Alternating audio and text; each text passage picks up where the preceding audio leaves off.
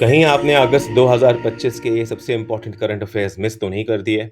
अगर कर भी दिए हैं तो कोई बात नहीं, आइए इन्हें कवर करते हैं अगले 10 मिनट में। पहला टॉपिक, श्रेष्ठ इनिशिएटिव क्या है, किस लिए है और किसने लॉन्च किया, ये सब कुछ देखेंगे।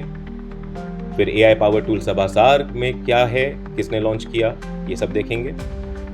मिनिस्ट्री ऑफ एजुकेशन काम कर रहा है higher education commission of India यानी HECI के बिल पर, वो देखेंगे। इंडिया पहली बार होस्ट कर रहा है 4th एशियन सर्फिंग चैंपियनशिप 2025, इसको देखेंगे। UNDP इक्वेटर प्राइज 2025 क्या है और भारत में किसको मिला है, ये भी देखेंगे। What is hawk system of wildlife trust of India और तीसरा कौन सा स्टेट इसे अडॉप्ट करने वाला है, देखेंगे। 16 लाइन पॉपुलेशन एस्टिमेट रिपोर्ट देखेंगे। और रिटेल इन्फ्लेशन जुलाई 2025 का 8 साल में सबसे कम है, ये इसके बारे में भी देखेंगे। नंबियो सेफ्टी इंडेक्स और कौन सी सिटी इंडिया की सेफेस्ट है, ये भी देखेंगे।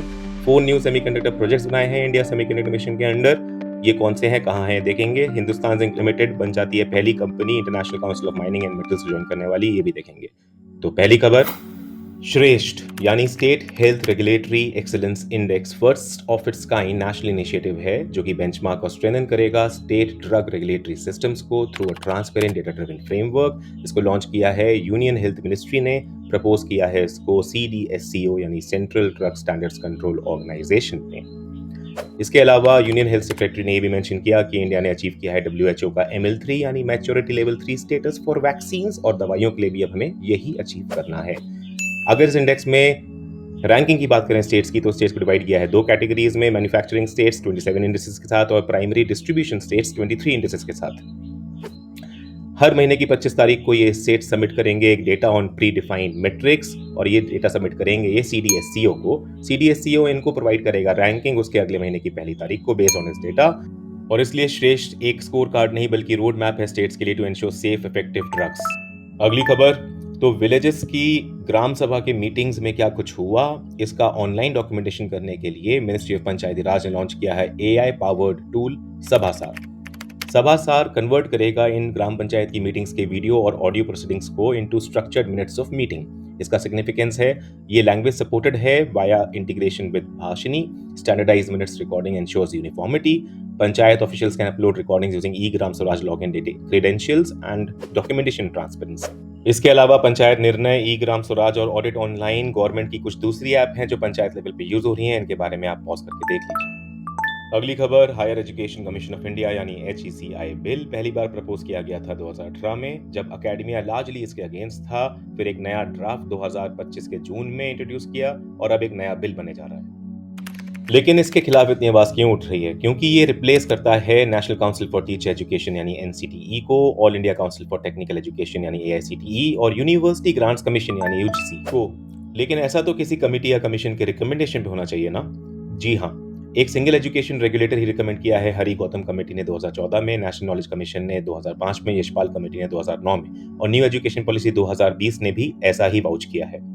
Interestingly, department related parliamentary standing committee on education ने कंसर्न रेज किया है ओवर सेंट्रलाइजेशन का, over preposition of this bill. और NCTE, AICTE और UGC क्या क्या रेगुलेट करते थे वो आप यहाँ देख सकते हैं। NEP 2020 के हिसाब से HECI के 4 वर्टिकल्स होंगे। पहला, national higher education regulatory council जो कि एक सिंगल रेगुलेटर होगा for all education except for medical and legal education. दूसरा, नेशनल एक्रेडिटेशन काउंसिल जो रिप्लेस करेगा NBA यानी national board of accreditation and NAAC यानी national assessment and accreditation council को। तीसरा, higher education grants council funding और financing के लिए, और चौथा, general education council general policy framework के लिए। अगली खबर, भारत ने पहली बार होस्ट किया है 4th edition of Asian surfing championship 2025। इसका वेन्यू था महाबलीपुरम तमिलनाडु। ये सर्व कर रहा था as final surfing qualifiers for 2026 Asian games in Japan, जहां इंडियन मेन और विमेन टीम अगले साल हिस्सा लेगी और एशियन गेम्स में इसका ये डेब्यू होगा। इंडिया के नंबर 1 सर्फर किशोर कुमार और नेशनल चैंपियन कमली मूर्ति लीड कर रहे थे यहाँ 12 मेंबर इंडियन टीम। ये फोटो में जो आपके सामने है ये है भारत के रमेश बुधिहाल। इन्होंने इस चैंपियनशिप में 3rd रैंक हासिल करी है मेंस ओपन कैटेगरी में। फर्स्ट रहे कन्वे हाजे ऑफ साउथ कोरिया, जबकि मेंस ओवरऑल में भारत का स्थान तीसरा है और इंडोनेशिया फर्स्ट है। अगली खबर, यूनाइटेड नेशंस डेवलपमेंट प्रोग्राम यानी UNDP ने दिया इक्वेटर प्राइज 2025, जिसको कहा जाता है Nobel prize for biodiversity conservation भी। इसकी थीम थी 2025 की women and youth leadership for nature based climate action. इसके 10 विनर्स रहे ग्लोबली इंक्लूडिंग इंडिया।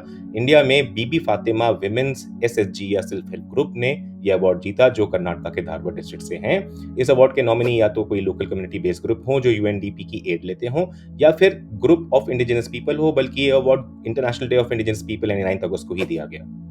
अगली खबर, Noida based wildlife trust of India का हॉक यानी hostile activity watch kernel system सुर्खियों में है। ये इंडिया का first centralised wildlife crime management system है। ये cloud based information management system है जो इंटरलिंक करता है wildlife crime, wildlife criminals और वाइल्ड लाइफ मोर्टेलिटी के डेटाबेसेस को।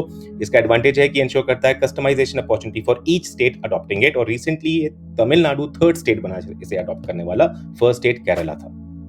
अगली खबर, 16th lion population estimate report जारी कर दी गई है। ये एक पीरियोडिक वाइल्ड लाइफ सेंसस है जिसको गुजरात फॉरेस्ट डिपार्टमेंट कंडक्ट करता है फॉर एशियाटिक लायंस यानी पैंथेरा लियोपर्सिका। इसकी फाइंडिंग्स हैं, एशियाटिक लायन की पॉपुलेशन बढ़ गई है 674 इन 2020 से 891 इन 2025 हो गई है। 32.3% का राइज देखा गया है। अडल्ट फीमेल्स की पॉपुलेशन में भी 26.9% का राइज है। 22 लायंस पहली बार वाइल्ड लाइफ कॉरिडोर्स में देखे गए हैं। मैक्सिमम लायंस अमरेली डिस्ट्रिक्ट में देखे गए हैं। हाईएस्ट ग्रोथ हुई है मितियाला वाइल्ड लाइफ सेंचुरी में जो कि 100% है।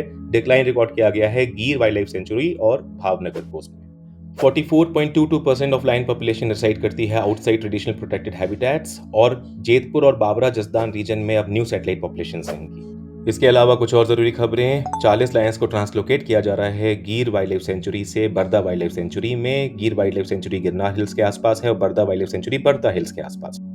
इसके अलावा आईयूसीएन ने रिलीज किया first green status assessment for lions 2025। ये प्रोवाइड करता है global standard to measure species recovery and conservation impact. Unlike IUCN red list जो फोकस करता है एक्सटेंशन रिस्क पे, ग्रीन स्टेटस हाईलाइट करता है रिकवरी पोटेंशियल और नेसेसरी कंजर्वेशन एक्शन। ये कवर करता है सारी स्पीशीज एक्सेप्ट माइक्रो ऑर्गेनिजम्स। इसकी 8 कैटेगरीज हैं। लायन को इसने लार्जली डिप्लीटेड कैटेगरी में शामिल किया है।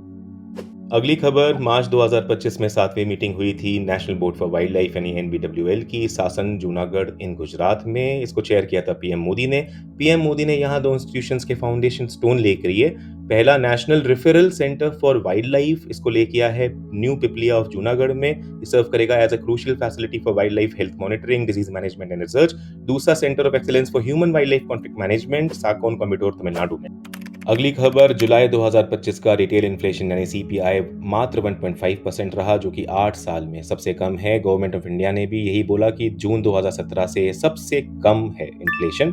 आप देख सकते हैं यहाँ की फूड इन्फ्लेशन नेगेटिव रहा है year on year, vegetable, fruits और फूड एंड बेवरेजेस तीनों कैटेगरीज में। उसके अलावा अगर हम ग्राफ की बात करें तो अक्टूबर 2024 में पीक लेने के बाद जुलाई 2025 तक लगातार नीचे गिरा है। कोर इन्फ्लेशन जो कि एक्सक्लूड करता है फूड और फ्यूल को, वो रहा 4.1% in July, down from 4.4% in June. Inflation decline क्यों हुआ है? क्योंकि फेवरेबल बेस इफेक्ट हुए, मतलब पिछले साल के मुकाबले जब प्राइसेस हाई थे, इस साल इन्फ्लेशन कम दिख रहा है। फूड प्राइस की स्टेबिलिटी है क्योंकि ज़्यादा बारिश है और सप्लाई चेन इंप्रूव है, वीक कंजम्पशन डिमांड है और गवर्नमेंट के इंटरवेंशन है जैसे बफर स्टॉक को रिलीज करना है, इंपोर्ट ड्यूटी कट ऑफ वगैरह। इसके अलावा यूएस ने हाल ही में 50% का कुल टैरिफ इंडिया पे लगाया है जिसकी वजह से डिमांड वीक हो रही है। टारगेट फ्रेमवर्क जो है वो आरबीआई का फ्लेक्सिबल इन्फ्लेशन टारगेटिंग है जो कि 2 से 6% के बीच में सीपीआई को मेंटेन करने का टारगेट रखता है। तो सीपीआई यानी कंज्यूमर प्राइस इंडेक्स ट्रैक करता है changes in the prices of representative basket of goods and services consumed by house hold. इसके कंपोनेंट्स हैं 5 और सबसे बड़ा कंपोनेंट है फूड्स एंड बेवरेजेस जो कि 46% है इन सीपीआई। इसको पब्लिश करता है सीएसओ हर एक साल में। इसके 4 सब डिविजन हैं, CPI for industrial workers, CPI for agriculture labour, CPI for rural labourers and CPI for urban non manual employees. इसका बेस ईयर 2012 है। अगली खबर, नम्बियो ने रिलीज किया है मिड 2025 सेफ्टी इंडेक्स जिसमें भारत की रैंक है 67th और यूएई ने होल्ड की है फर्स्ट रैंक।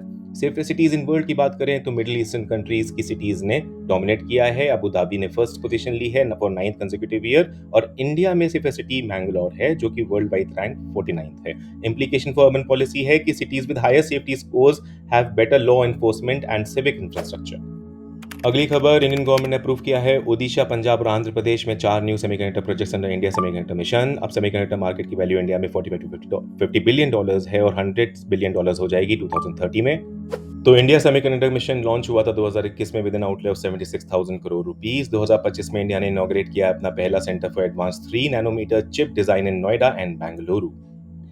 अगली खबर, वेदांता ग्रुप की हिंदुस्तान जिंक लिमिटेड पहली भारतीय कंपनी बन गई है to join international council on mining and metals ICMM जो कि एक यूके बेस्ड इंटरनेशनल काउंसिल है और collaborative group of leading mining and mineral companies. तो आज के लिए बस इतना ही। मिलते हैं आपसे अगले वीडियो में दूसरे बहुत इंपॉर्टेंट करंट अफेयर्स के साथ। Thank you.